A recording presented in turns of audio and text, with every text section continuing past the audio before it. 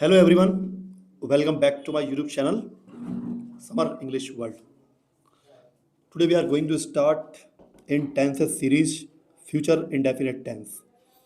Students, आज हम future indefinite tense के बारे में पढ़ने वाले हैं और इससे पहले भी प्रेजेंट के पूरे टेंस हो चुके हैं और पास्ट वाले भी टेंस हो चुके हैं।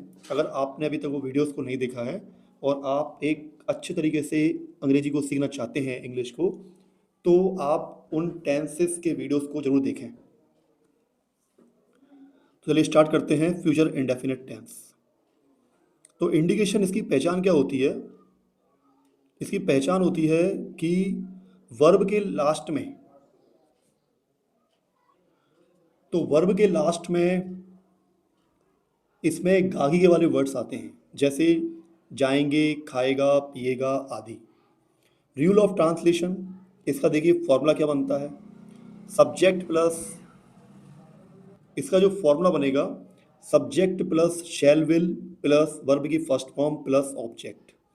इसमें हम सब्जेक्ट जैसे कि आई, वी, यू, दे, कोई नेम वगैरह को लेंगे, यहाँ पर शैल विल का प्रयोग करेंगे और वर्ब की फर्स्ट फॉर्म लगाएंगे और ऑब्जेक्ट लगाएंगे। वैसे तो आई और वी के साथ में शैल का प्रयोग होता ही है, लेकिन आजकल आई के साथ में हम विल का प्रयोग भी कर सकते हैं और वी के साथ में भी हम विल का प्रयोग कर सकते हैं, अगर शैल का प्रयोग ना भी करें तो। मैं आज स्कूल जाऊंगा, आई शैल गो टू स्कूल टुडे। तो यहाँ पे सब्जेक्ट क्या था? आई। हेल्पिंग वर्ब हमने क्या लिया यहाँ पे? शैल। यहाँ पे हम विल का प्रयोग भी कर सकते हैं। और मेन वर्ब क्या है? Go to school today. वह कल आएगी, तो इसमें सब्जेक्ट क्या है? वह। तो वह के लिए किसका प्रयोग करेंगे? लड़कियों के लिए हम, गर्ल्स के लिए शी। और हेल्पिंग वर्ब यहाँ पे आएगी आपकी विल, कम मतलब आपका आना, और इसमें वर्ब की फर्स्ट फॉर्म का प्रयोग होता है, और टुमारो मतलब कल। नेगेटिव है, विल शैल प्लस नॉट, हम नहीं जाएंगे, तो वी शैल नॉट गो। हम की स्पेलिंग बनाई हमने यहाँ पे वी के साथ में शैल। अब विल भी लगा सकते हैं, है ना, लेकिन शैल बेटर तो होता ही है, विल का प्रयोग भी किया जा सकता है। वी शैल नॉट गो, तुम बात नहीं करोगे, you will not talk. Interrogative, will शैल को पहले, क्या आप वहाँ मिलेंगे?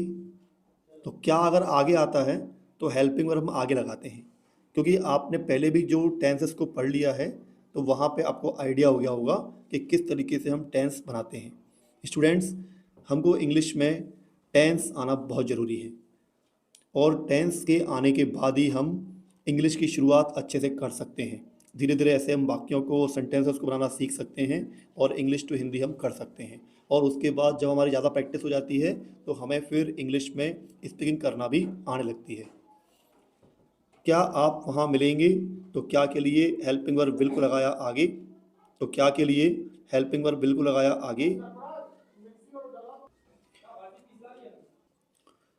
तो इसमें क्या के लिए हम विल लगाएंगे आगे, फिर subject you, will you meet there.